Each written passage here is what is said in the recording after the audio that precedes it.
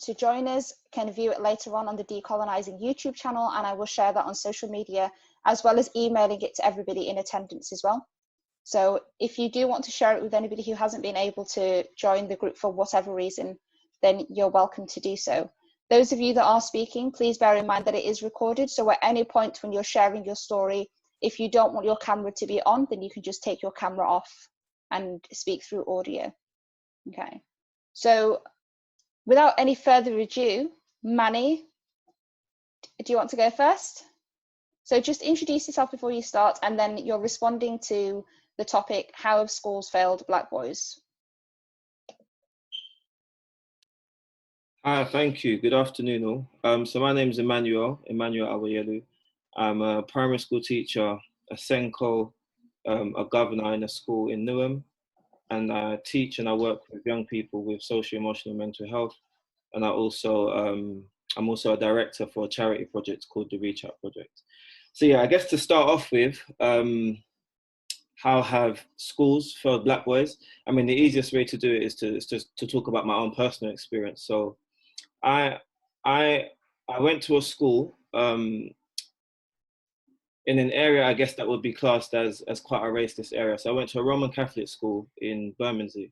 I won't name the school, but I went to a school in that area, and I mean, my first experience of school was quite a pleasant experience. I remember vividly walking into that school for my 4th birthday, and after that, I have to say that many experiences that I had after that weren't so positive. I actually think to myself that my memories are quite limited, partly because of the trauma that I experienced whilst I was in school. And so I guess to summarize, primary school was very difficult for me. My mum used to get called into school quite regularly. She used to get calls saying that an incident had happened with myself or with another pupil. And so when my mum would come in, she would then find that there were other young people that were involved in the same situation, but their parents weren't being called in, or the consequences always seemed a bit more harsher for myself. And so they kind of became like a theme there, where my mum was getting called in for different incidences, and my mum didn't necessarily think that they were serious enough for her to be getting called in. And at some point, she then actually got approached by the school, who asked if she felt, that I might have needed some support, some support, because they thought that maybe there was something psychologically or mentally quite wrong. And my mum, being from Nigeria, not being born here, came here in the 80s. She wasn't too aware of some of the terms that they were using at the time. And so for her, naturally, she rejected that. And she said, I don't want my son to be part of any intervention, because for her, she was quite worried that what was already happening was that, me in particular, I was being labeled in the school, but then she was also noticing it with other young people. And so what kind of happened as I was going through school was a community was built amongst the Black parents of Black students in the school. And so obviously, naturally, they would talk. And what they were figuring out is actually that the treatment that I was getting was quite similar to their experience, was quite similar to other young people in the school, other young boys in the school.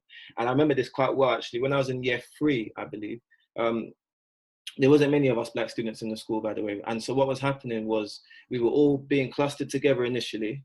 You might have 5 or 6 of us in a classroom at a time. And by the time we got to year 3, the school actually made a decision to separate the Black students from their classes. So rather than having 5, 6, 7 of them all in the same class, they purposefully spread them out. And I remember that just because I remember my mum and my dad being quite angry at the time, with also other family friends who experienced the same thing. And as a young child, I was able to pick up on some of the conversations my parents were having.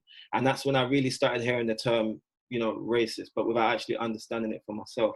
And so, fast forward, there's many negative experiences I had in that school, but one that stood out for me in particular was when I was in year 4. There was a teacher, a very big guy, and I remember quite well. I was in the classroom. I was doing what a 7 or 8-year-old would do. I was probably talking whilst the teacher was talking, something, not too serious. And I remember that the class teacher actually asking me to stand up in front of the whole class. And it was an opportunity for him to basically berate me in front of everybody. And what was quite confusing for me at the time is what he was accusing me of doing, other students had done, but no one else was being treated in the same way. And I think for the first time, it really clicked in my head that, I don't know what it is about me, but there's something that this teacher and other members of this school, they don't like me, or there's something about me that that they don't take to. And I couldn't really put my finger on it. I didn't know what, but that's when I started to really feel like, you know what, maybe this place isn't for me. And so, you know, fast forward, by the time I got to year 5, I actually experienced my first exclusion. A very, in my opinion, a very silly situation as well. The class teacher was talking. She then asked me to answer a question. I didn't know the answer to the question because I think I wasn't listening. And she asked me to stand up again. She, you know, told me off in front of the whole class, quite an embarrassing way. And, you know, throughout the academic year, I used to hear the teacher say, "For crying out loud." It was just one of those things she used to always just used to say. So as she was telling me off and I went to sit down, I remember muttering under my breath, "For crying out loud." That escalated. She asked me to leave the classroom. And then, you know, after 10 minutes of standing outside, which was quite a normal punishment, you would stand outside for 10 minutes. She came out, and instead of her asking me to come back in the building again, into the classroom, she asked me to go to the head teacher's office. And long story short, that ended up in me being excluded, and I never went back to that school again. And so that was kind of like my first experience of exclusion. And that first part of my primary school experience was quite a negative one. And as a result, because it had such a negative impact on my family, and obviously, you know, my parents being from a Nigerian background, it was quite traumatic for them, because obviously they class education as something very serious, something very significant. They see it as, you know, the key to opening many doors and opportunities, and for them to have their eldest child being excluded at such a young age, for them was quite a big deal. So, you know, they made the decision to move me from South London, and I moved to East London. I went to a primary school in East London, which I will proudly say was a very, very good school. It was called Vicarage School in East Ham. And I had a brilliant year. And, you know, my experience in my old school was so bad that the name that I used to go by in my old school, I used to go by Sean, which funny enough isn't actually my name. My name's actually Oluwaseun, which is a Nigerian Yoruba name. And from very young, the school, I don't know if it was on purpose or what, but they made a decision to change it to Sean. Maybe they thought it was a mistake. So the U that was in my name turned to an A, and rather than my name being Sean, it turned to Sean. So like many of my friends, for example, that knew me in that period of time, they'd refer to me as Sean. And so I remember when I first went to my new school, the first thing that I think it was the secretary or the receptionist said to me, they said, you know, what would you like to go by? And I remember looking at my mum, and I said to her, I want to be called Emmanuel, because for me, it was kind of almost like a new start, an opportunity to kind of start again with a new experience. And so I had a brilliant year in that school. And then fast forward, I went to secondary. And you know what, the theme was kind of roughly the same. Although I didn't hate secondary school, it wasn't a negative experience. Most of my positive experience about school was kind of more based around the friendships and the lifelong friendships that I developed within that time. In terms of my academic ability, I always used to get told, you know, you've got massive amounts of potential, you know, you can do well. But what was happening was I wasn't doing particularly well in school. And so my parents were getting quite frustrated. Fast forward, I got to year 10, an incident had happened. It didn't need to escalate the way it did. And the school made a decision to exclude me. And then it wasn't a permanent exclusion, but I was suspended and told not to come into school for a period of time with another student. We came back, and then I was internally excluded for the rest of that academic year. GCSE year was coming up after that, and I was limited to only taking a number of my GCSEs, maths, English, and science, and an extracurricular activity. I think it was drama at the time. And ultimately, I ended up leaving school with just 4 GCSEs. And so, as you know, that kind of impacted, you know, what I could then do next, because when I went into college, I couldn't then go on to do the A-levels straight away. And so I've always kind of felt like I was a step backwards, or, you know, I wasn't where the rest of my peers were as a result of that. So so for me, that's my negative experience from school. But to be fair, it's because of that experience that I made a decision to then become a teacher, because I strongly felt that the narrative that I've just told now, it needed to change, and I wanted that experience for young Black boys to be different. And so that's the reason why I made the decision to go into teaching and to do the work that I do now. So yeah, I think I've summarized as much as I could in that period of time. I hope I haven't missed anything out that's important, but yeah. Thank you so much. Manik, do you know if Joseph is in the room? Fantastic question. I haven't got a update, so what I will do is I'll message you while other participants are talking to let you know if he's in, and I'll let you know what his name is. Yeah? No, that's no problem. Nathan, do you want to go next?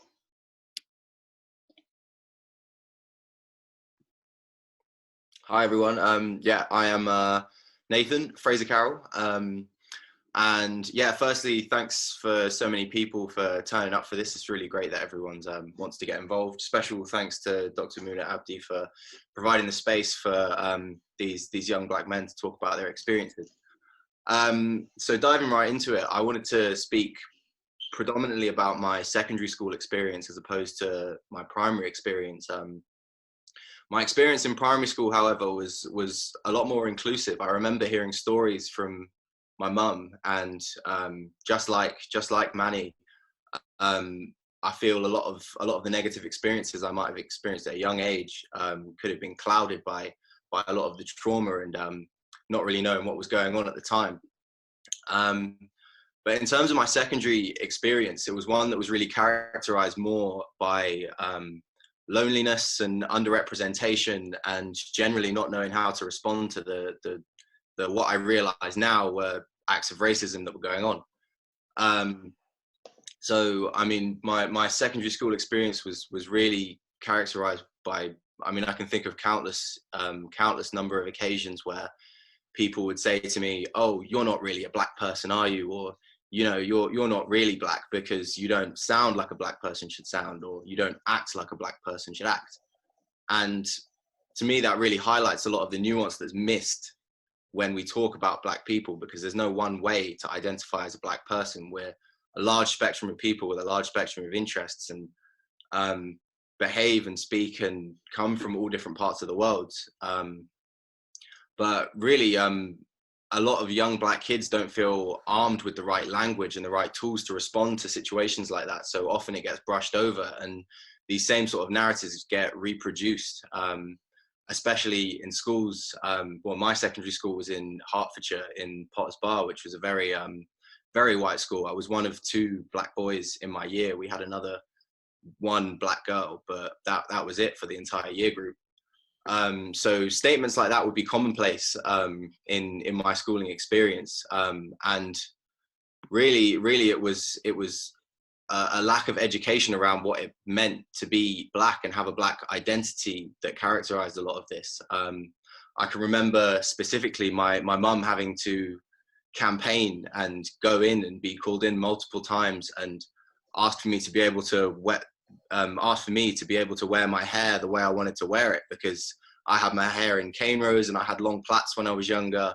I've always been a person, and so my mum being a person who thinks that we want to represent ourselves by, you know, wearing our hair out the way we want to, and we'd often be met with statements like it's unprofessional, or it's not clean cut, or you're distracting other students. And a lot of that seeps into a young person's mind.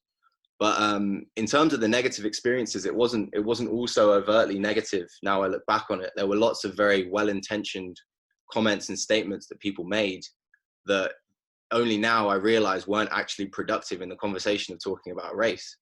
So I can remember one of my best friends when I was in school saying to me, "Oh, would you prefer to be a Black person or a white person? Because me, I see absolutely no difference." And to a young white boy, he probably felt like that was a really positive thing to say. And at the time I was like, yeah, that's great. I mean, you know, this is a space where racism isn't taking place. I feel really at home here. But again, that misses a lot of the point of what it means to be Black. And I think it's similar to when people say, "I don't see color," and things like that. It's like, we do want you to see our color, and we do want you to see what it means to be Black. It's not just a case of being not racist, it's a case of being anti-racist. So I can appreciate how a lot of people's hearts were in the right place, but looking back on it, I think really what could have helped those situations, just a lot more education about what it means to be Black, about Black history, about representation in schools, on the teaching staff, as well as in any of the sort of boardrooms where it's going to be predominantly white faces and probably predominantly male faces as well.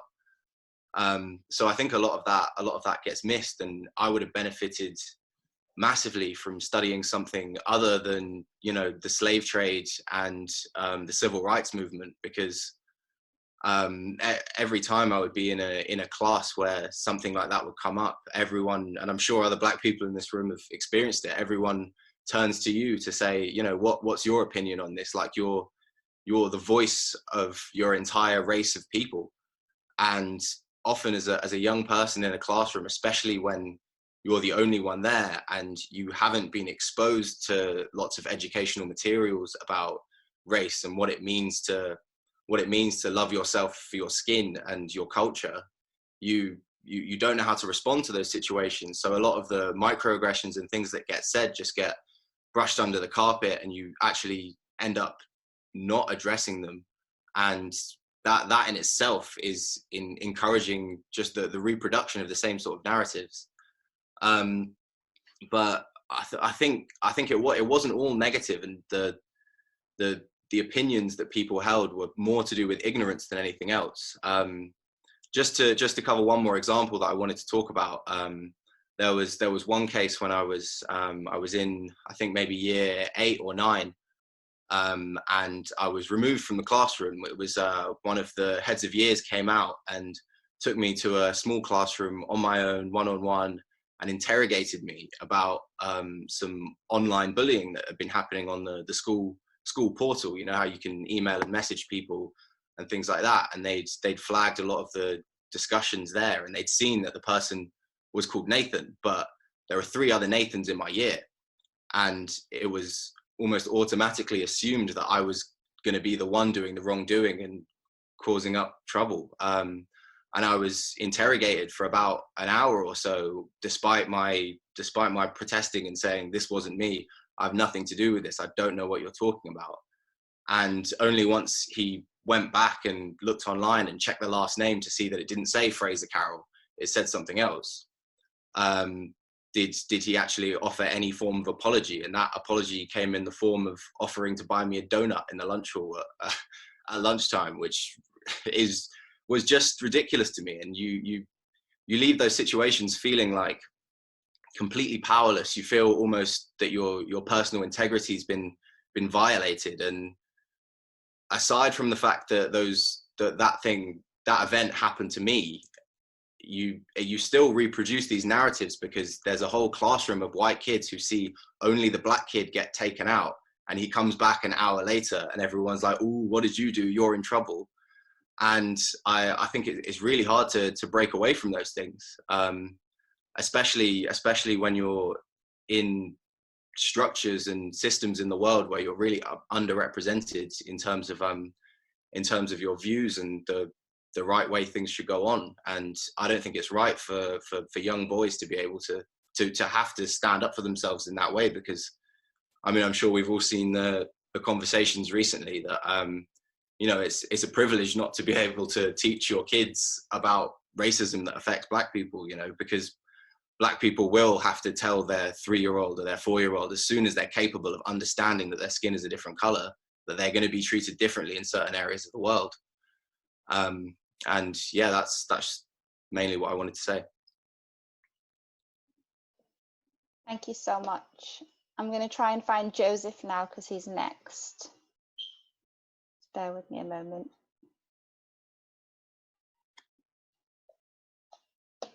Okay, Joseph, I've unmuted you. So whenever you're ready. Oh. There you go. Have you got your audio on?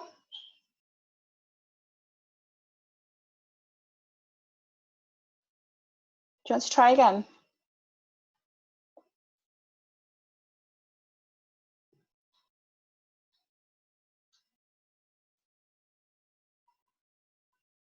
Okay, Joseph, do you want to have a look at your audio, and then I'll go to Hayden next and I'll come back to you. Okay. Let me try and find Hayden. I've got you. Are you ready to go next? Fab. Okay, I've just unmuted you. So whenever you're ready. Oh, yeah.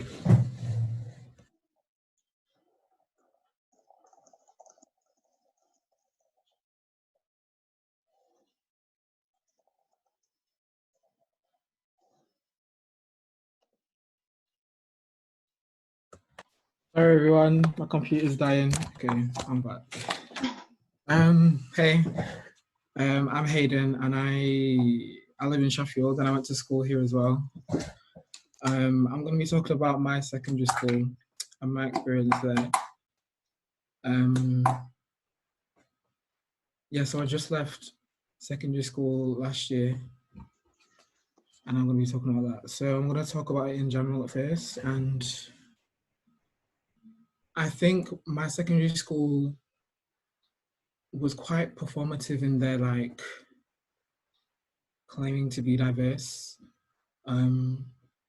They would talk proudly about the diversity within the school, but when you walk around the corridors, the diversity wasn't there. You could count the amount of Black people on your hand.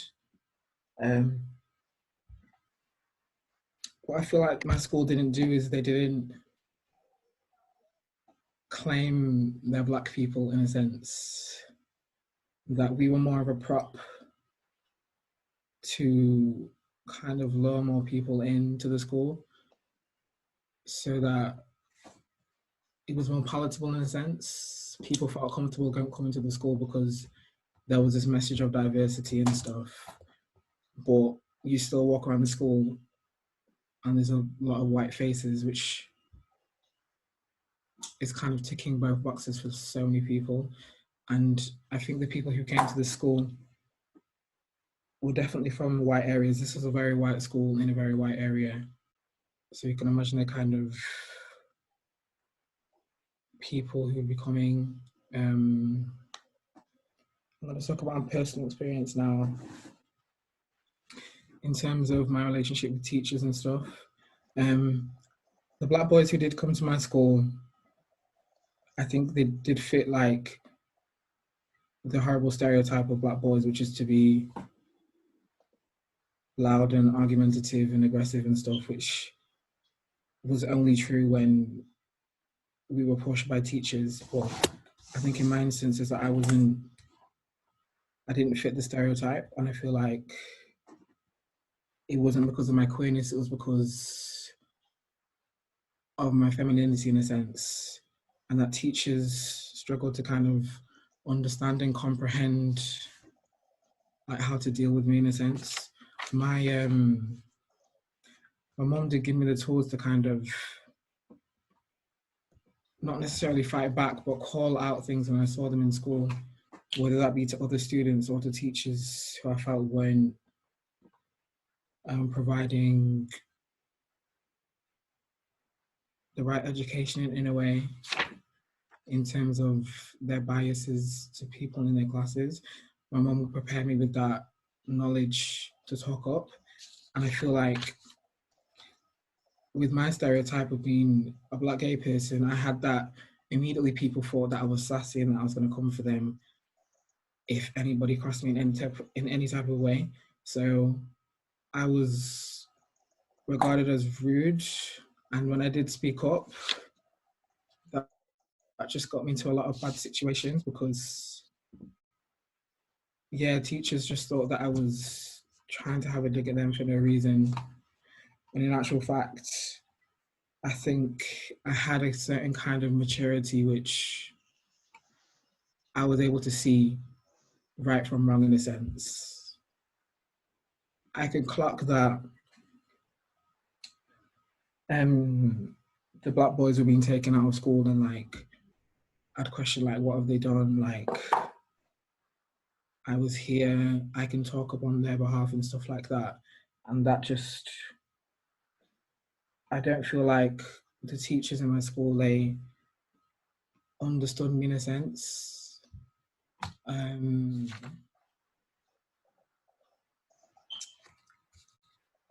going to talk about my personal experience and like the social interactions with the school as well. I think there's definitely a lack of education on racism within schools, with my school in particular, because it was clear by all the microaggressions that you would face as a Black person in my school on the daily, that these children who I'm going to school with, they don't understand the Black experience in any way. And crossing that with like also being a queer person, the respect for LGBT and intersectionality of being Black as well, that wasn't appreciated in any way. I actually sent a letter to my school, my secondary school, talking to them about racism and the lack of appreciation for the career experience at the same time. I don't remember there being a Black History Month at my secondary school ever. I think that's kind of funny because I feel like most schools do a Black History Month. Whether it's performative or not, I would still expect them to do it because it's kind of like the only time schools are actually expected to appreciate their Black students in a way. Well, my school didn't do that. They did celebrate Pride Month, but because I felt that disrespect as a Black person, I didn't feel like I could get involved within any of the Pride Month celebrations or going to the hall, like getting involved in activities and stuff. I feel like that unique experience was really just disregarded, and that caused me to feel very isolated. Isolated amongst students, but also the teachers as well, because if I wasn't speaking out, I was usually very quiet. I wasn't very boisterous. And I feel like I missed out on a lot of teaching like that. I feel like teachers, they didn't notice me in a sense because I was quiet, because I was more feminine. I was skipped over a lot. The attention was given to the people who were seen to be troublemakers off the get-go. Yeah, I feel like there's just a lot of work that needed to be done in terms of racial bias, which is another point that I talked to them about in my email. And my reply to the email that I got was just a lot of BS. Instead of addressing anything in any way, 1 second. My charger's not plugged in. There we go. What was I? Where I was.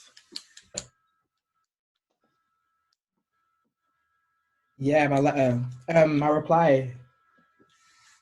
I got a lot of BS. It was more of just like, we're sorry to hear this, and why didn't you express any of this whilst being in the school? But I know if I had expressed this whilst being in the school, then it would have hindered on my experience.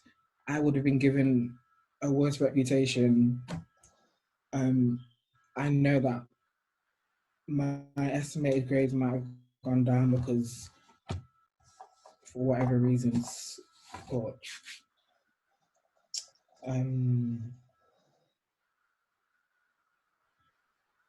yeah. Sorry. Yeah, what did I feel like the main thing that Black boys needed in my school, it was, as well as the representation, it was the respect. I think schools, we definitely need to do something about having biases, because it was so apparent. Whether a school wants to admit it or not, we all have these biases. And I think people, especially teachers, need to deal with the fact that they're not perfect. I get this kind of feeling that the teachers in my school definitely felt this hierarchy. And I know that teachers definitely, there needs to be a sense of power there. But also I felt like teachers didn't want to take on any form of like criticism in a way, which was definitely needed because the biases were there and they needed to be called out. So I think that's all I've got to say on that. I've gone a bit scrambled because I didn't stick to my notes at all, but I hope you guys understood what I was talking about. Thank you so much, Aidan. I think the chat says it all. Everyone's in full support and respect of you just sharing your story. Joseph, I'm going to come to you next. I'm going to unmute you, see if your audio is working.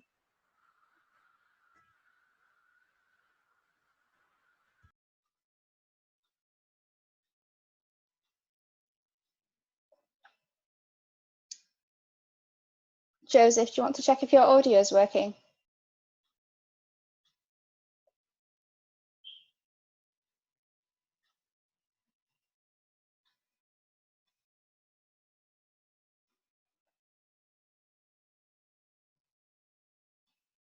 Let's try again.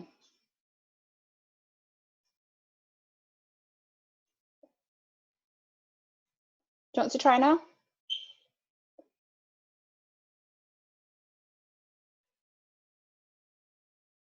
Okay, keep trying to work on your audio. I'm going to mute you and I'm going to go to Samuel and then we'll come back to you, okay? Sam, if you're ready, I'm going to just unmute you. And you can go next. Yes, hi everyone.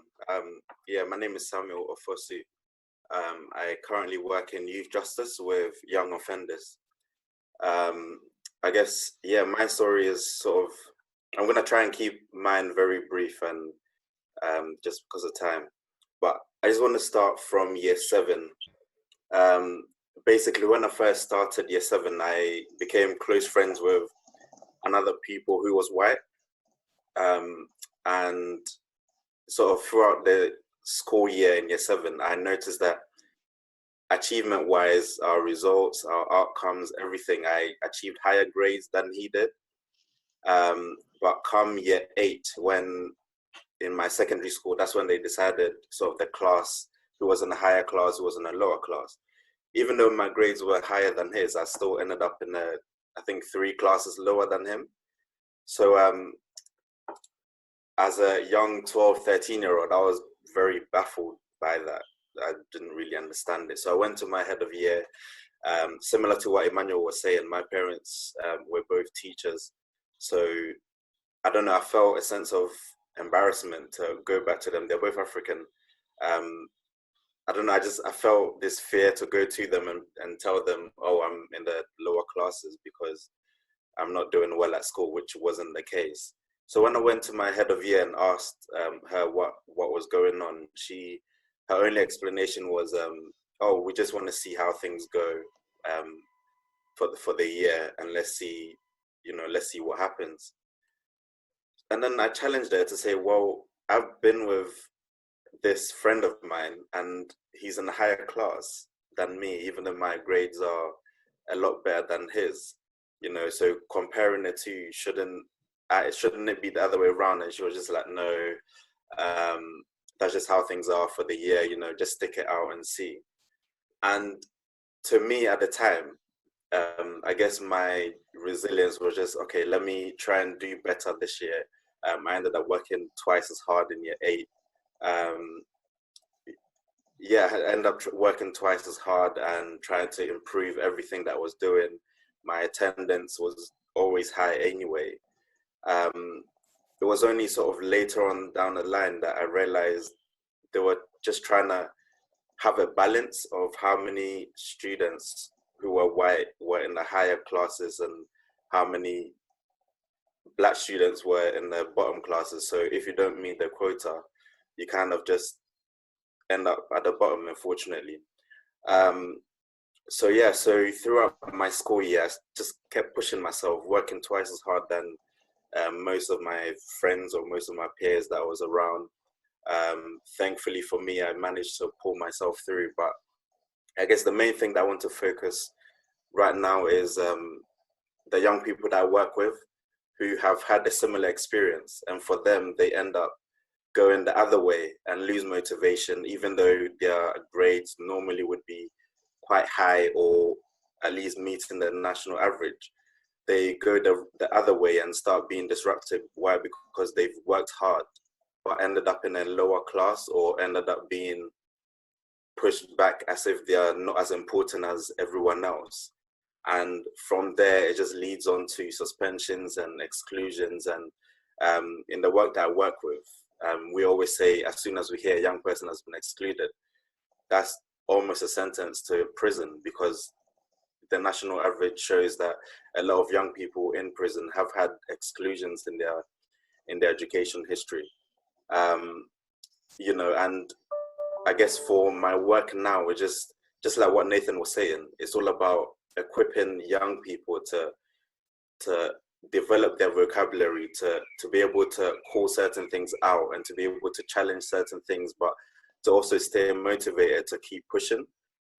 Unfortunately, in the systems that we're in, you will face the oppression, you will face being pushed back, but yeah, it's just all about sort of equipping everyone as best as possible. And I guess this is where educators, teachers who take a keen interest in certain young people try to continue to push them, because I'm sure potentially everyone here had a favorite teacher who they felt they were close to or could speak to, who understood them. And for me personally as well, in that school, some of my teachers pushed me and challenged me to do better. Even though they also understood what was going on, unfortunately, they didn't really speak out because they didn't feel like it was their place to, or they didn't feel like they could make much of a change. So yeah, it was just left with a young 12, 13-year-old trying to fight many battles, which, you know, I wasn't going to make much of a difference. And in the place that I was in, I didn't feel comfortable enough to tell my parents, because I didn't know what change that would have brought. This is the head of year who's made a decision and said that this is where you belong, so this is where you're staying. So what's going to happen now? Is just continue to push. So yeah, as I said, in my work with young offenders, unfortunately for them, a lot of them don't have the level of resilience that I may have had at that age, and they end up going the other way. And just because of the color of their skin, they end up being targeted by certain teachers. They end up being sort of left in the dark about their futures. And the easiest things for some teachers is just to get rid of some of them. So I don't know if that motivates anyone, but yeah, I guess what we're here today is just to discuss, you know, how best we can teach some of our young people. I know my younger sister put together sort of this package of trying to empower young people by learning about their history, by learning, you know, because in history, we don't really, in Britain anyway, we don't really teach Black history unless it's Black History Month. Past that, a lot of the young Black males that I work with have no idea about where their ancestors are from. They have no idea about what it means being Black. They have no idea about how to challenge certain things, which can just be seen as banter by teachers or other peoples. You know, just like what Emmanuel was saying, I know a lot of my friends who were mixed race or who were lighter skinned, they always, the normal insult was that, oh, you're confused, you don't know where you stand, are you white, are you Black? And teachers, a lot of the time, teachers would hear it and either laugh or not challenge it whatsoever, which, you know, made it a lot more difficult for some of the friends that I grew up with. And again, that hasn't changed with a lot of the young people that I work with who are struggling with their identity. They don't know how to relate to being Black. They don't know, they don't know their history, full stop. So yeah, I think that's something that's really important in terms of teaching Black history and empowering our young Black men to be confident in who they are, and, you know, continue to persevere and be resilient in everything that they pursue. Yeah. Thank you so much, Samuel. I'm going to go to Davies next. So I'll just unmute you. So whenever you're ready, you can start. All right. Can everyone hear me, by the way? Yeah, we can hear you. Yeah, I just don't want to show my face, but I'm Davis, by the way, and well, I wouldn't say I'm in high school, but due to the COVID-19, I can't go to school anymore, but I'm supposed to finish this year as well. So I'm just going to talk about my experience in high school and, you know, my little brother's experience in his in primary school as well, because he didn't have it easy as well.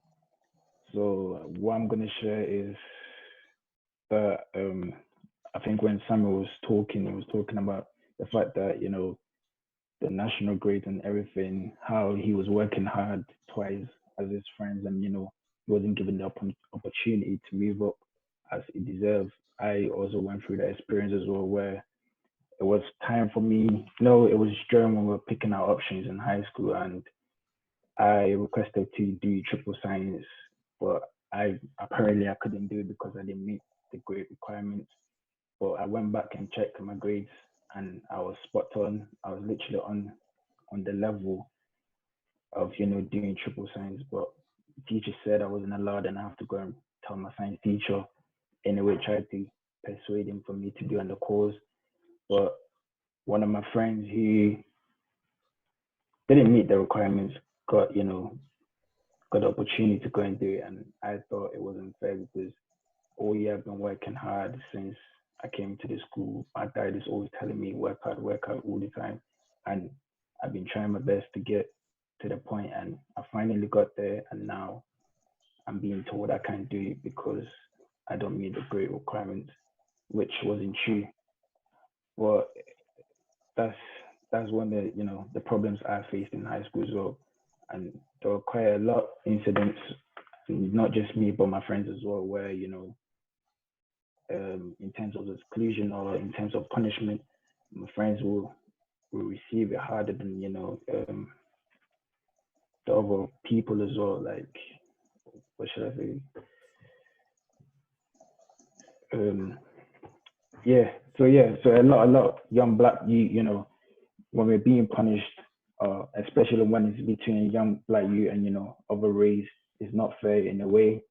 The young black youth is always, you know, being getting the harder punishment, getting exclusions, and which leads to so much. It's just not him that does it; it's other people as well, and the other people, you know, don't receive the same punishments as him. It's like he's not the one being treated fairly in the class, and his school wasn't a very diverse school. There was a lot of white people. It's a Catholic school, and there's a lot of white people, and there's, you know, a lot of black people, because every black parents want their child to go to a Catholic school. So, but when he does certain things in the class, teachers are always, you know, sending him out of the class because they don't understand him. And when he tries to explain himself, he's always getting kicked out of the class.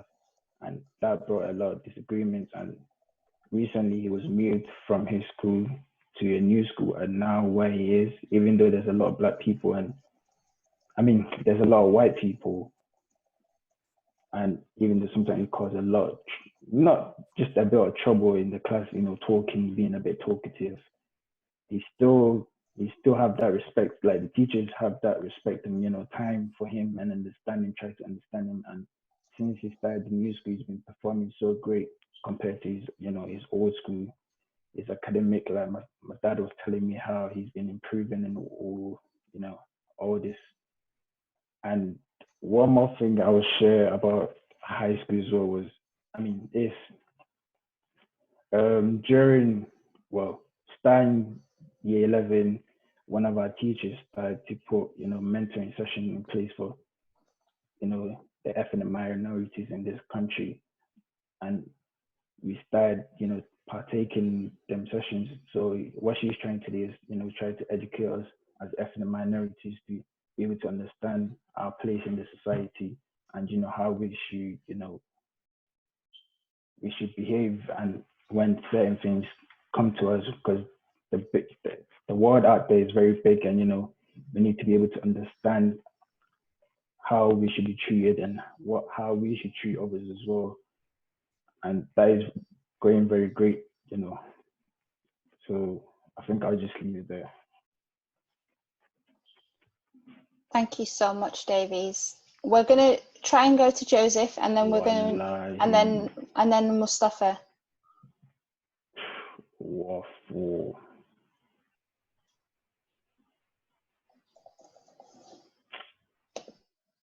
So Joseph.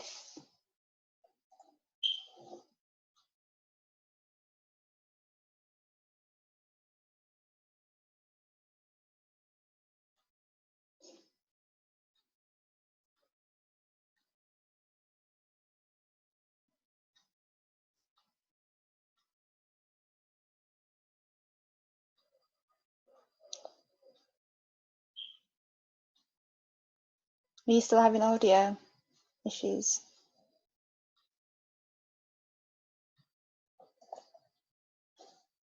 Okay, let's try Mustafa. Mustafa, do you want to go next?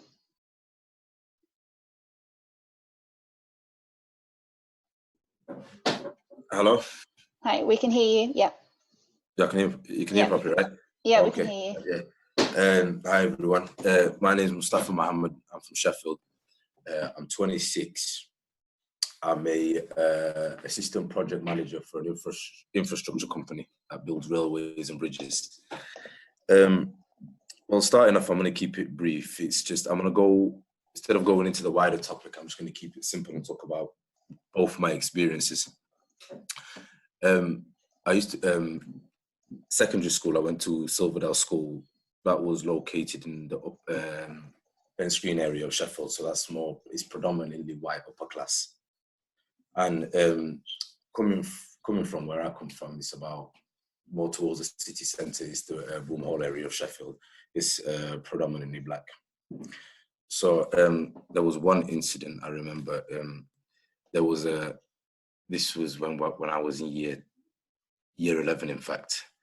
There was a girl who was in the vending machine. The vending machines were located in the courtyard of the school. It was during class time, so there was no teachers or nobody present. It was just the girl that was in the vending machine, and there was a lad called Oliver who was in the same year, and he was just, I just call him a blatant racist. I mean, he used to, he'd say it with his chest as well. I mean, and he, to be honest, he wasn't afraid to say it. He was proud of what he was.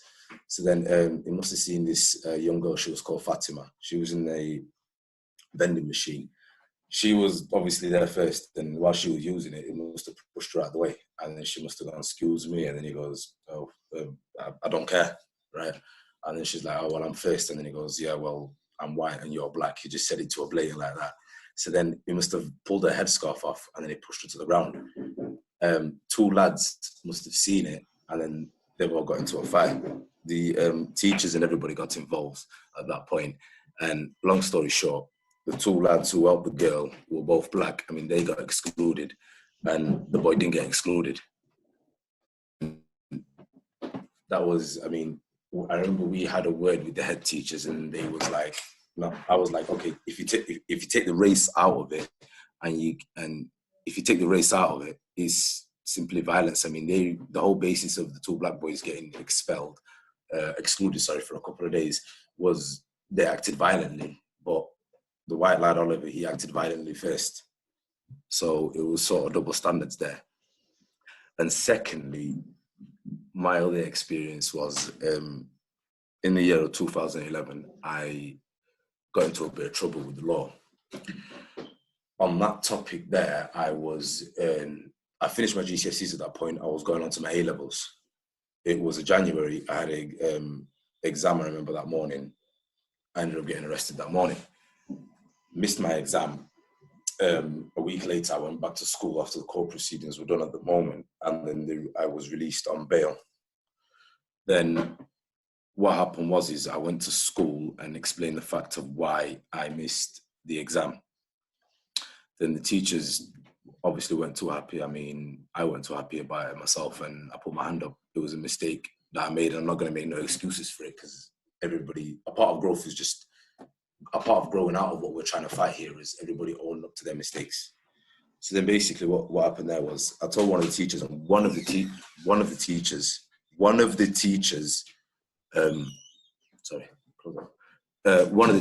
said, right, this is an economics and finance teacher. She said she'll cash into my exam.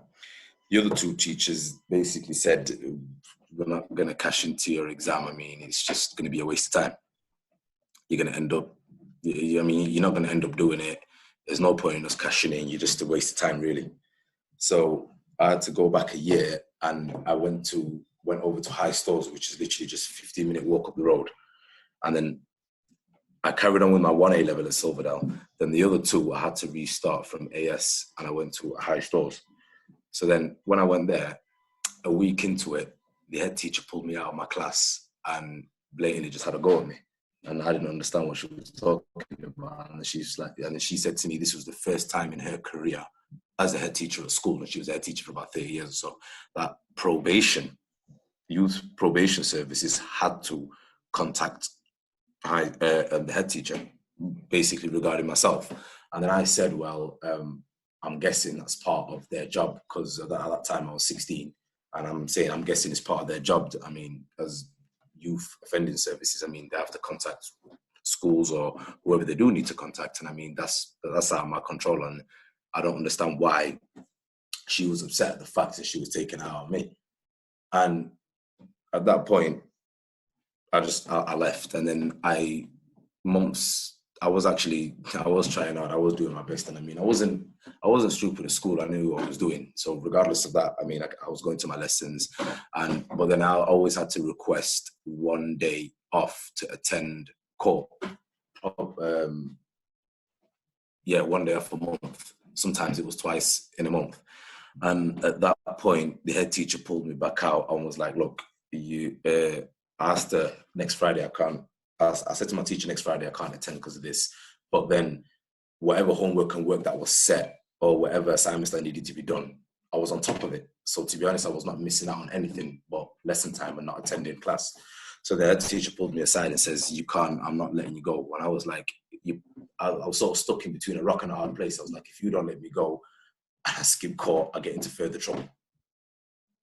But you're not letting me go. I mean, it's the more important one there is, I mean, I'm on top of my work. And basically she said, no, well, if you go, you'll be expelled or something. So then I remember I just left. I didn't finish any of my 2 A levels that I did at High Stores, and I carried on with the one at Silverdale, which I then had to take another year out. Couldn't apply for uni that year. I had to, as soon as I finished that, I didn't have enough UCAS points. I was only 20 or 30 UCAS points off.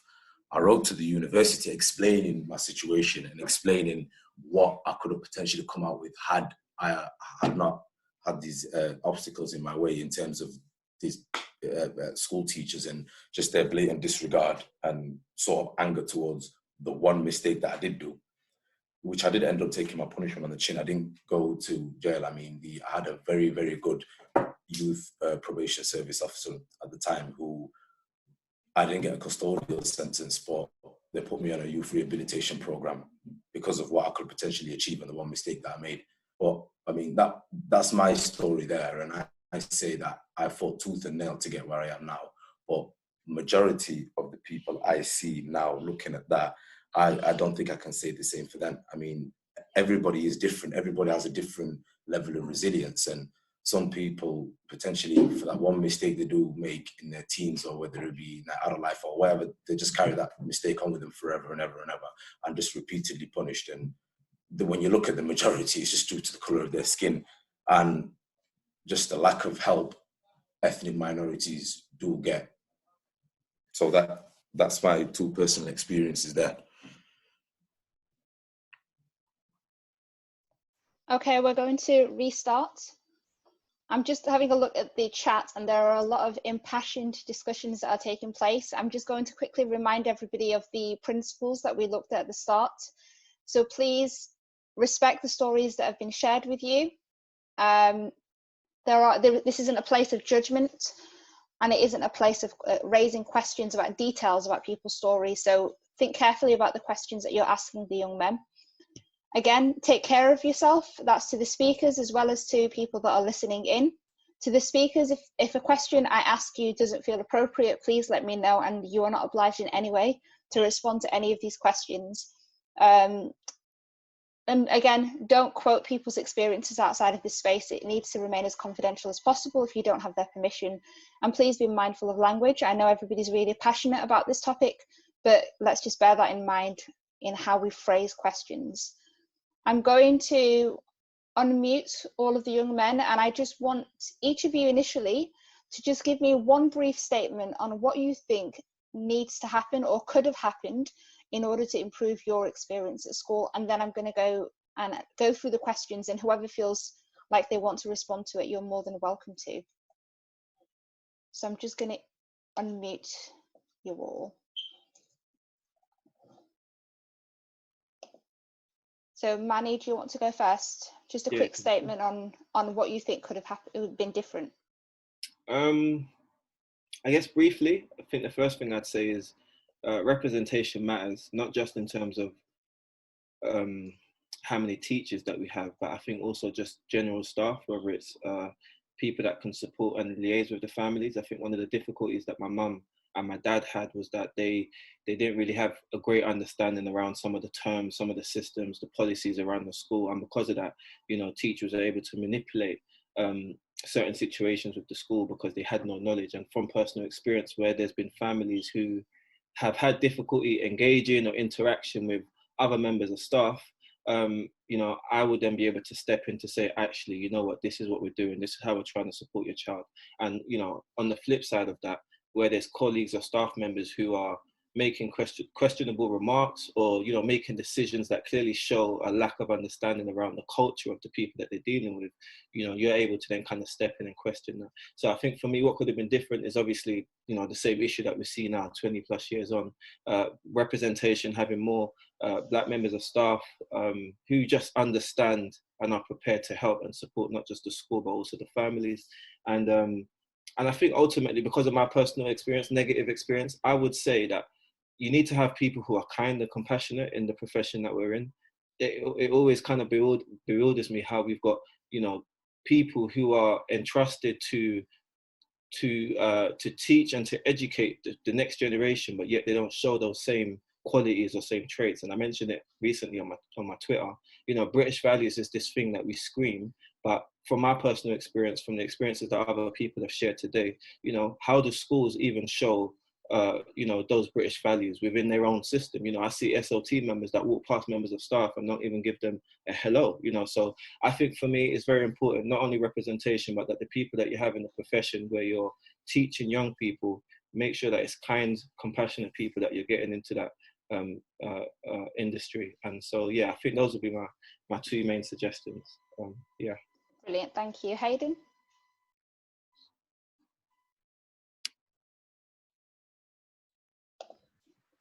Can you repeat the question for me, please? Yeah, so just what would have helped you throughout school, and what do you think needs to happen in order to change things so that other young people don't experience what you've experienced? I think what would have helped me is just mutual respect, like within the students, but the teachers as well.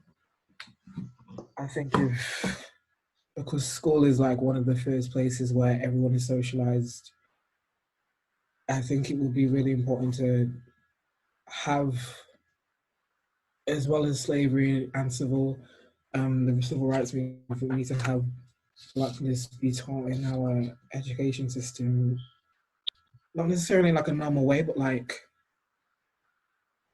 people need to be used to Blackness. Like when it's not in your immediate surroundings, if you're growing up in a white neighborhood, we need to be in the curriculum. People need to be taught about racism, be taught about microaggressions, all these little things. So when they come into contact with Black people, it's not going to be more trauma for us, stuff like that. Also, people need to be taught about being inclusive when it comes to the queer community as well, and all those intersections. Brilliant, thank you. Samuel?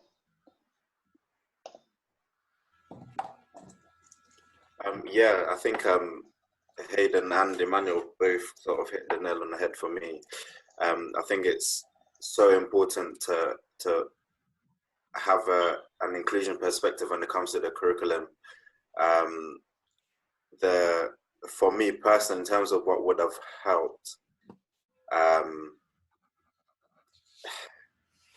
it's hard. I guess it's harder for me because I managed to dodge a bullet in a sense, through my own, I don't know, resilience. But had more members of staff been more aware of the things that not just myself but other pupils were facing, and called certain things out for what they were, and not just brushed it under the carpet and told us, do you know what, it's going to be fine, just carry on, just work harder. How, you know, and having a culture of fairness as well, and having a culture of understanding the things that Black people go through, the things that me as a young Black boy I'm processing on a daily basis. It's something that I'm personally trying to teach the young people that I work with, on a youth offending perspective as well, because all we're doing is we're having a normal day, and then all you see is another Black man on the news, something happening to him, and you sort of have to turn away from everything you're doing to try and process the trauma that you've just been exposed to. So yeah, I think having more members of staff who have a certain level of understanding and education about Black history, being more inclusive in terms of the curriculum, I think it's so vital and so important. So yeah, for me, I think that's what would have helped me deal with things a lot more better if members of staff helped to call certain things out for what they were. It would have helped me to process things as it was at the time as well. Brilliant. Thank you so much. Davies? I will totally agree with what Samuel and, you know, Emmanuel have said, and Hayden as well, and except, you know, understanding, you know, the Black youth, also having respect for us and accepting who we are as Black people. And it's not just, there's things that happen behind the scenes, so maybe I might be smiling, you know, all day, but inside me there's something going on. But and also being able to have good relationship, you know, with the kids, not just like having a barrier between you because they're students, because you're being paid to, you know, to teach them. There shouldn't be a barrier between you and the student. You should be able to, you know, be closer to the students. And through this, there'll be so many things like a student could open up to you, and you could save someone's lives through this also. Now, being able to break the barrier of, you know, a student and a teacher, but make it more like friendly and, you know, make them feel like you're part of their family as well. Yeah. Thank you so much. So I think Mustafa might have popped out, so I'm going to go to Nathan. Yeah, I wanted to echo a lot of what especially Emmanuel said about representation, but not only representation of people in terms of who we have teaching and representation of Black people in the classroom, but also representation of the diverse number of issues that actually fall under the umbrella of racism. Because I think a lot of the time when we talk about decolonizing the curriculum and things like that, we often use terms like a whitewash curriculum and things along that line. But really, I think it's unhelpful to go and travel along these lines of Black versus white. I don't think that dichotomy is progressive when it comes to the education system. So I think what would have helped me was just a globalized understanding of the world, because there are vast numbers of contributions to history, from sciences all the way to the arts, from people all around the world, especially Black people, and others. But another piece of help that really would have assisted me when I was at school is just feeling heard, because I know a lot of teachers and a lot of people who provide education, they hear but they don't really listen, and feeling believed and feeling heard in the world is a massive part of what Black people struggle with. I think I can think of lots of times where I've been pulled over by the police or something like that, and they're just not listening to the things that you're saying. They're just putting you in a box of, this is what these people act like or behave like. And I think what would serve to reduce that feeling in a lot of Black people, especially young Black people in schools, is feeling heard and like their opinions are actually valued in getting across. But I also think it's important to think about the reform of the people who provide the education, because a lot of people think it's enough just to study Black history for Black History Month, but there's really a lot more to it than just the issues that get covered. So I think the most helpful way to move forward is to really view all of the issues as not just a single issue, you know, racism as its own thing, but a wide spectrum of things that people can learn about from a very young age all the way to up until when they die. I mean, all of us in this room are still learning about racism, and that doesn't matter if you're Black or white or whatever. We're learning about the ways that it manifests in our society, and pointing those things out and representing issues as well as people in schools is going to be one of the most effective ways, I think. Absolutely. Thank you guys all so much. I'm going to try my best to get through as many questions as possible. And I am going to unmute all of you that have spoken. So if you feel as though this is a question that you can respond to, then please just jump in.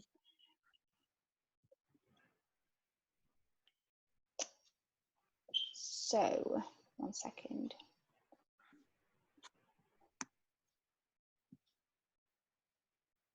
So there's a number of questions that people have asked around what impact did your experience have on your peers? So does anybody want to respond to that? What impact did your experience have on your peers?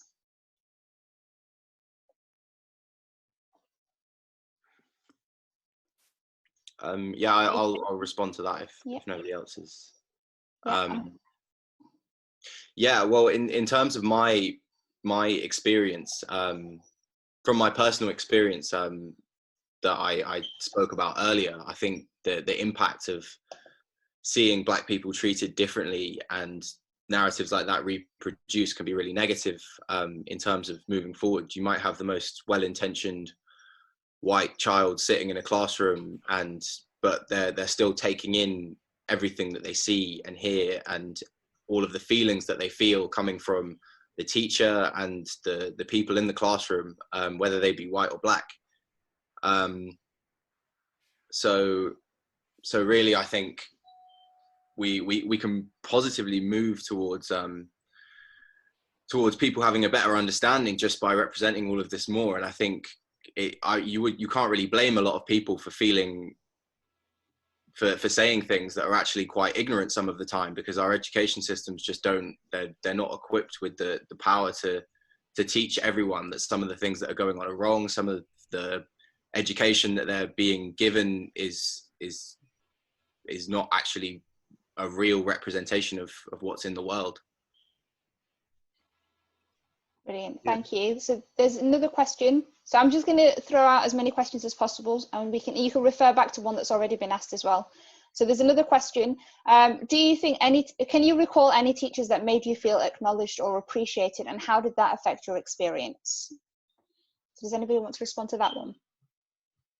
I mean, I don't mind jumping in. I think I saw somewhere where, you know, someone mentioned that we shouldn't always make this a black and white thing. And to some extent, I agree. Just because, although my experience in secondary school was quite negative, there were actually Black members of staff who were, in some cases, worse than other members of staff. And I don't know what it is, but, you know, they would look at you and it's as if they had a bigger vendetta with you than they did with other pupils. And I don't know what that is. I don't know how to explain it. I'm sure someone's done some research on that to explain that. However, the teacher that inspired me the most was my English teacher. And she actually was the complete opposite of what I would expect in a role model or someone that could support me. She was a white English middle class, I'm trying to think. Yeah, she was a white English old middle class lady. She was my English teacher. And the reason why she inspired me and why she supported me is because, just like it's been mentioned already, she was there to listen. She was kind, she was compassionate. She had the values and the traits and the characteristics of someone who should be a teacher. And I think first and foremost, we're human beings. And I think when you display those characteristics to other people, irrespective of race, you know, there's something that happens then when people treat each other in a particular way. And she did that with all of her students.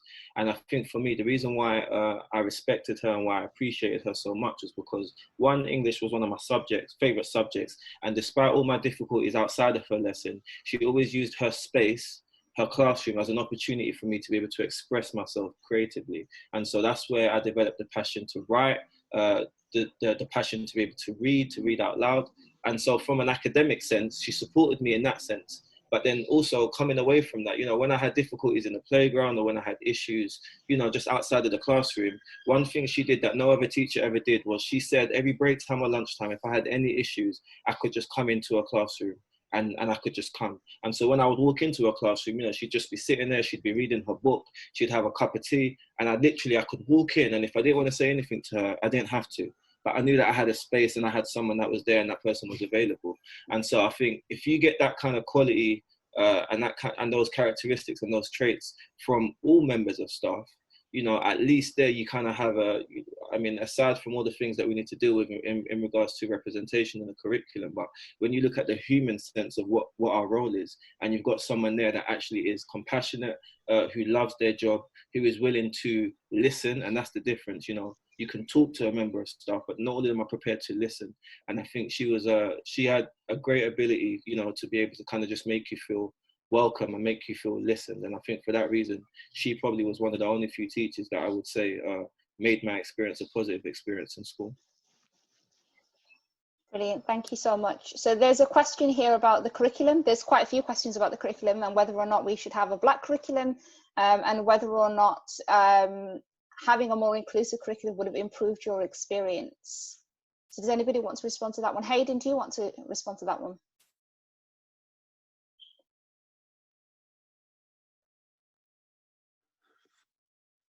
Or anybody else? Yeah, I'm happy to say something on that. Yeah. Oh, I've just unmuted Hayden. Let me just see if he wants to. Hayden, do you want to respond to that question? I'll let Nathan talk about it first. Okay. All right, Nathan, go for it. Yeah, I wanted to raise a couple of things about the purpose of something like a Black History Month or having Black studies on the curriculum. The Black History Month was invented or first proposed by a man named Carter G. Woodson, and he wrote a book called The Miseducation of the Negro, and that covered quite widely the fact that Black people, as well as other people in the world, had to be functionally miseducated for things like slavery and the fixedness of oppression that we're seeing now to actually be successful in the world. And I think a lot of what collectively the world is overcoming is a lot of that, because I think internalized by a lot of Black people and a lot of white people as well will be certain things about history or certain things about the Black experience. So I think it's really important that we do include notable Black people on the curriculum. And I know I've heard a lot of people talking about abolishing Black History Month. I'm not sure if that would potentially be a productive thing to do. I think it definitely might go some way to reducing the amount that it's tokenized. But I think that would only potentially be positive if it gave way to a lot more of a globalized understanding on the curriculum of things that Black people have done, as well as other people from around the world. Brilliant, thank you.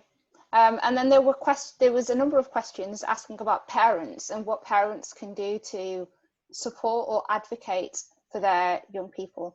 I am going to unmute all of the speakers again, so please do jump in if you want to. I can see that you're all muting yourselves, but you can't unmute yourselves.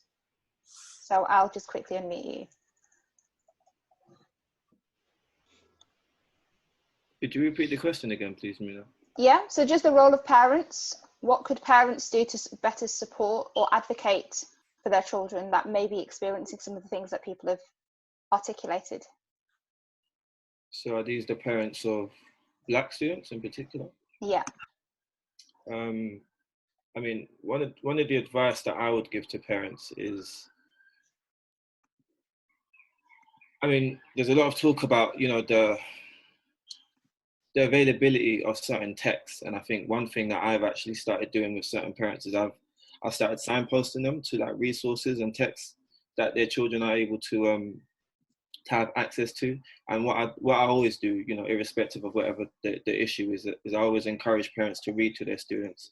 And I think for me personally, one of the issues I had growing up is I didn't really know much about my history and my family's history, partly because I don't think it was done maliciously, but you know, my parents didn't really speak much about where I came from and the history. And so where there's an onus, you know, on the school to kind of have a more diverse curriculum and to touch on stories of African people or whatever, you know, us as adults, us as parents also have the responsibility to teach our children, because when you've got a 7 or 8 year old who knows what it means to be a racist and knows what it means to speak to certain children of color in a certain way, it's because they've been educated in that.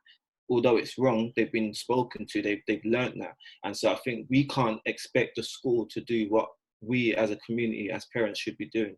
And so for me personally, I mean, there's many things that we could touch on this, but for me, I think parents speaking to their children and sharing stories, you know, positive stories, negative stories, whatever it is, but those stories matter because they are what create an identity.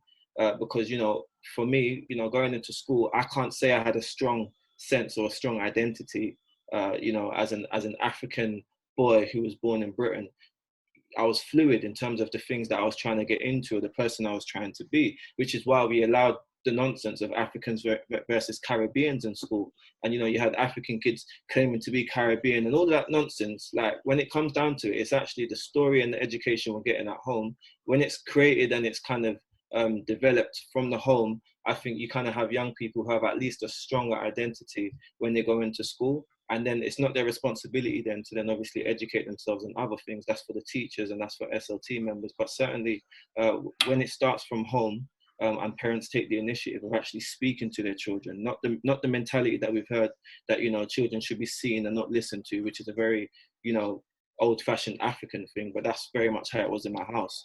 And so for that, I think my parents missed out on an opportunity to really kind of to speak to me and to kind of create a good sense of what it is, you know, to be a Black African child operating in this country. So yeah, I think just to add, literally very shortly, I think it's so important for parents to also educate themselves, especially about, because obviously kids spend so much of their time at school, and if they're not learning in their classroom, they're learning on the playground, and they're feeding each other a lot of negative things and a lot of traumatic things they're all being exposed to. So I think as a parent, really need to equip yourself and also educate yourself in order to offer intervention for your kids when they do come, because of the things that they're exposed to on a daily basis. Just like what Emmanuel was saying, the whole nonsense about Africans versus Caribbeans, and I work with a lot of young men who don't believe that they're African because they're Caribbean and that's where they're from, and they don't really understand how far back their history stretches, and they refuse to accept the fact that they're African or the fact that they're where they originate from. So I think, yeah, it's so important for parents to not just sit there watching your kids read, but also read with them and understand with them as well, and have open and frank conversations with them to gauge their understanding of what is going on around them. So yeah, I think that's also important. Real thanks. And there are a couple of questions that are around what do white teachers need in terms of being able to have this conversation more generally, but also if they work in a school that is almost exclusively white. So any advice for teachers to be allies in this work? Again, I think it's just education. I think allyship is a constant state of gaining information and being uncomfortable. Yeah, that's what I'd say about that. Yeah. Anybody else want to add to that? Yeah. I'll go on, Samuel. Oh, no, after you. Thanks.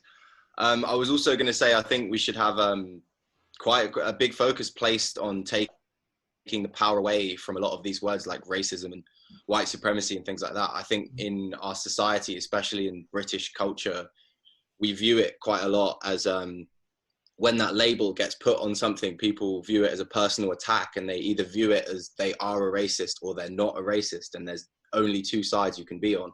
But really, racism manifests through lots of different behaviors, and I think we shouldn't be afraid to say those words in a classroom, even if it's a classroom of only white kids. I think we should make people aware of what that really means, because there are many forms of racism, and really it's not about attacking the person a lot of the time. I think a lot of the time people say that was racist, the person receiving it receives it as, you know, I'm a bad person, essentially, I am a racist. But we need to really, I think when we're talking about teachers, they need to lose the fear of this conversation, because it's a really important one. It's one that needs to be had. Absolutely. And then one final question is, if you could give one piece of advice to a school head teacher, what would it be?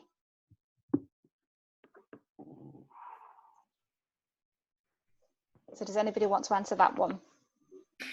I would say that they have to be I would say that they have to be honest with themselves. I mean, I said it the other day. I think if you're silent at this moment in time, you're complicit in it. There's no such thing as you being not racist. I think you have to have your stance as completely anti-racist.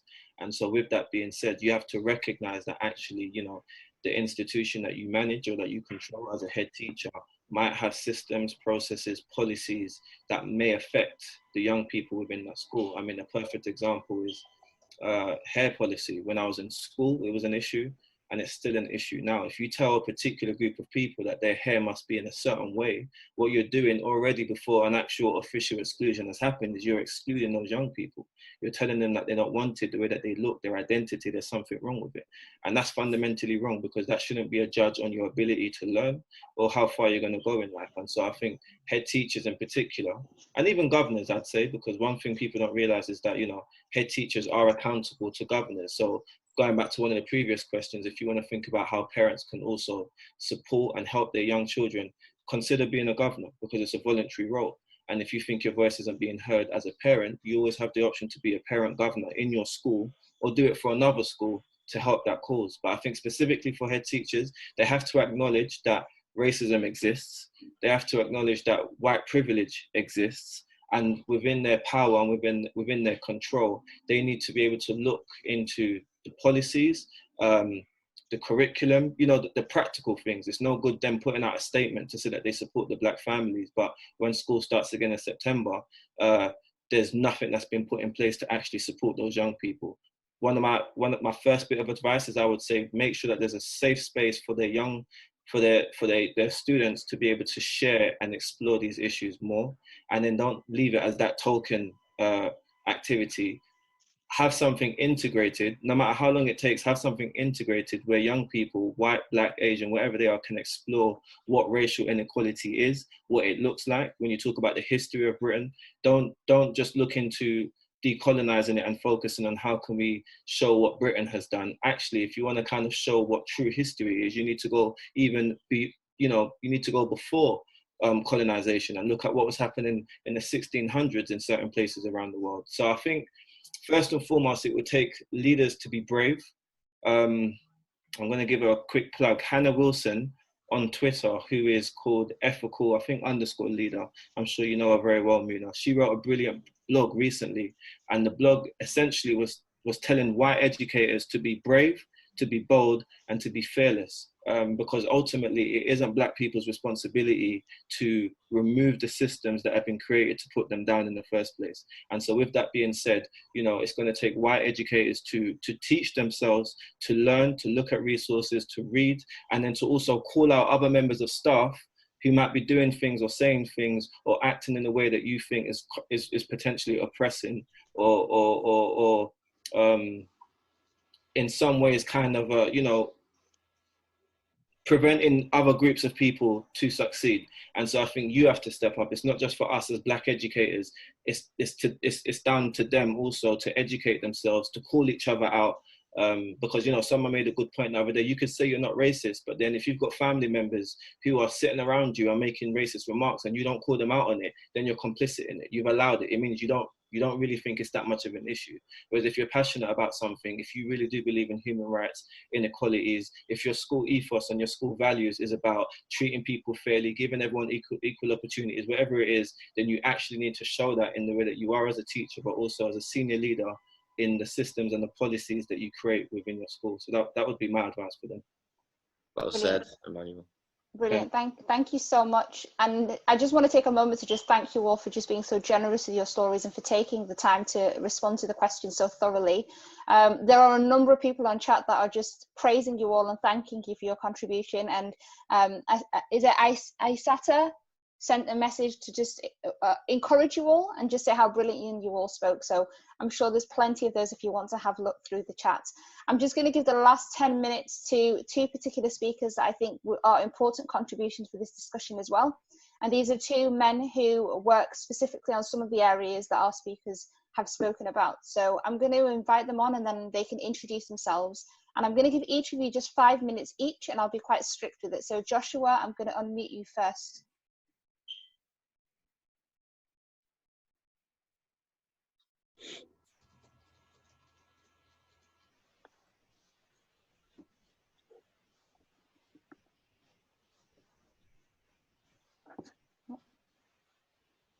Do you want to try now?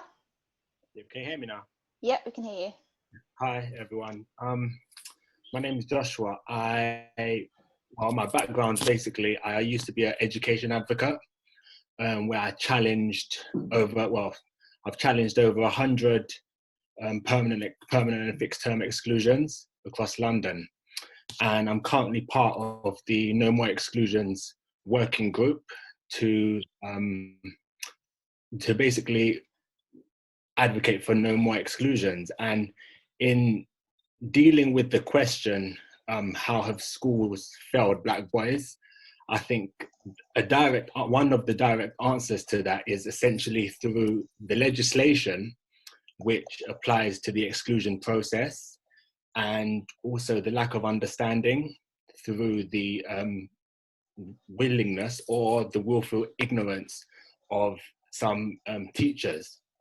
Now, two examples of that is in the actual legislation that governs the school exclusion process.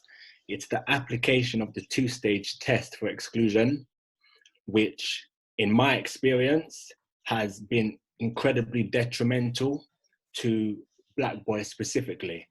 Now, it's been detrimental to them because in applying it, the governors who are meant to be the critical face for the head teacher haven't been able to demonstrate to the parents who seek the appeal, and as well as to the head teacher, that they are being the critical friend that they're actually meant to be in that process. Also, in the application of the balance of probabilities test, now that's the determining factor which decides the conferment of the exclusion. And when you have governors, for instance, who apply, whose unconscious bias plays into the stereotypes that put Black people down, it becomes very difficult to use a process which on its face is meant to show the parent that, okay, we're taking your appeal seriously and you're actually getting some sort of justice, quote unquote. And what that falls into is essentially the gaslighting of parents, and specifically Black parents, when they are holding on to a sense of hope of getting some form of justice for their child. Now, I'll give an example about one Black boy who was permanently excluded from school. Now, the grounds of that was, it wasn't a serious breach, it was that it was an accumulation of different instances which led up to his exclusion. Now, the reasons for it essentially based on that he was having difficulty concentrating and being very irritable in school. Now, when the head teacher made the exclusion, it was my role to essentially try and get that rescinded. When I called up the head teacher now, a middle-class white woman, I said to her that this boy had an education, health and care plan. Now, in that plan, it clearly stated that this boy had sickle cell anemia. The head teacher's response to me was, well, that's not a disability. Now, what the head teacher did not know was that she was speaking to a blood donor who carries the RO subtype and who is fully aware that sickle cell sufferers rely on that type of blood very heavily. And when a sickle cell sufferer is dealing with a crisis, that potentially could play into their actions, as well as their the way they project themselves at school. And it's that general lack of understanding and lack of willingness to do the research before using such a draconian power to exclude the child. And the second example is one of my own personal example. Coming from South London myself, I did attend a Roman Catholic boys' school, and similar to Emmanuel, I had a head teacher who did humiliate me in front of a class of 98% black boys, when he stood up and he brazenly said to me in my face that I had no rights. He then sent me to his office and reminded me that he had the power to exclude me if I challenged him anymore. Now, what that demonstrated to me was a very blasé attitude to deal with the systemic issues that clearly is of disbenefit to many black boys in this country. Now, working with No More Exclusions, I think the difficulty in changing a system that is inherently against you as a person is that there will always be questions, whatever arguments you put forward, there will always be questions which will always ask of you, okay, we need to do something else. We need to check what they're saying. We need to counter this argument. So eventually you don't get anywhere. And that's the root cause of systemic racism in this country. Joshua, I'm really sorry, but just draw it to a close so I can go to Chuma before we finish. Yeah. And thank you. So in answer to the question, how have schools failed black boys, it is through the very practices which on its face say to a parent, this is your avenue for getting justice for your child. Change the legislation, the Education Act 2002 and 2011. Thank you so much. And then Chuma, before we finish off, I'm just going to unmute you.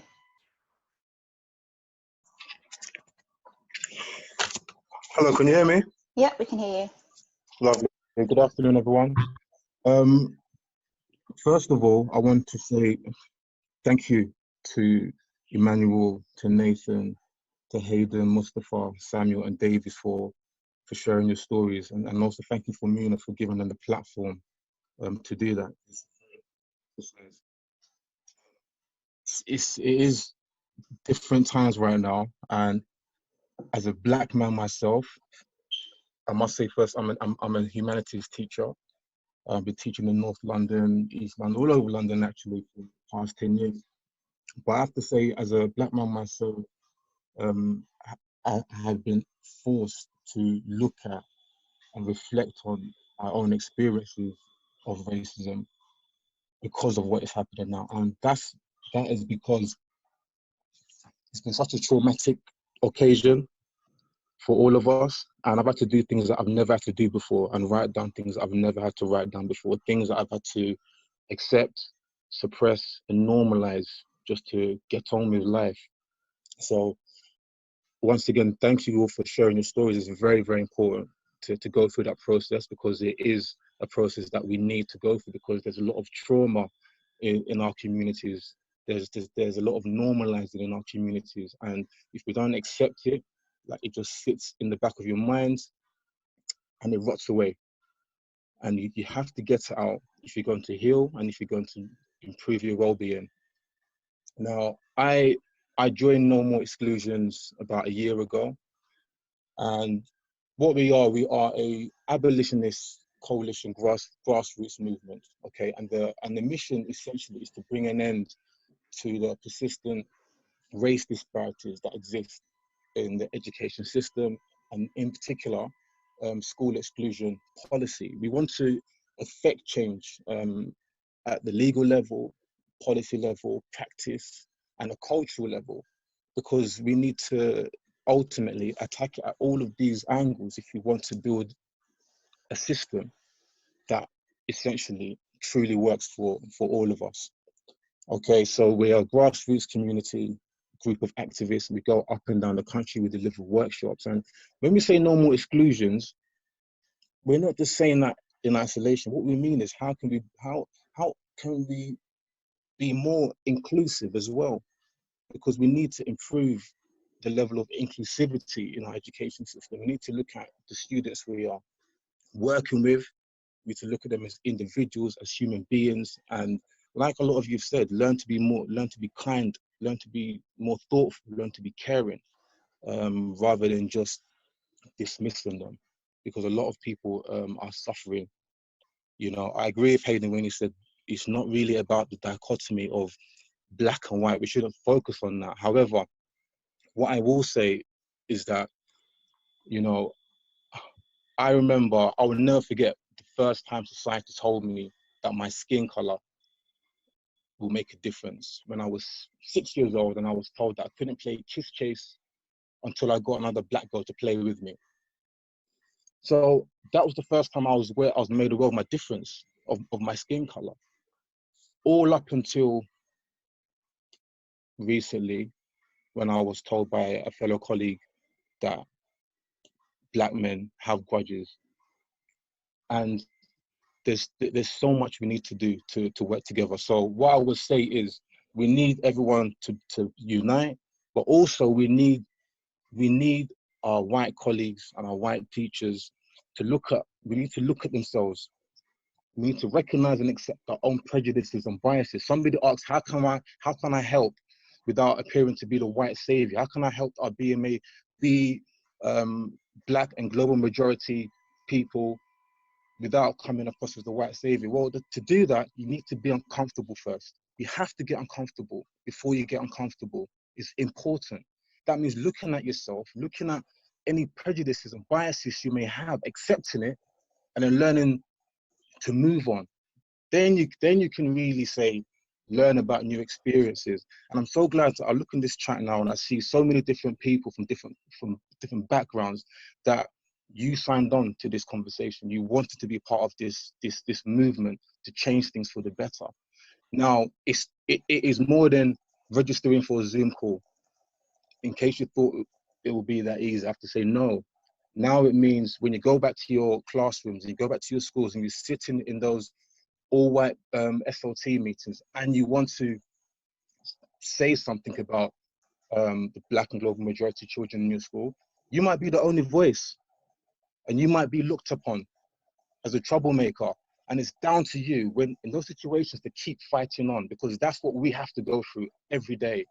So only when you've been in those situations, then you can truly say you're willing to make the change. But we have to make first steps, and I'm so glad to see everyone here willing to come together to make sure that we take what we've learned today into our schools, because we are on the cusp of history here, because people are waking up, and this has to change. Woe betide us, woe betide me if I need to speak to my children about the limitations of their skin color, like my parents did to me, I won't think I've made a big difference. So please follow No More Exclusions. The Twitter handle is @nexclusions. Please follow. Please stay aware of what we're doing.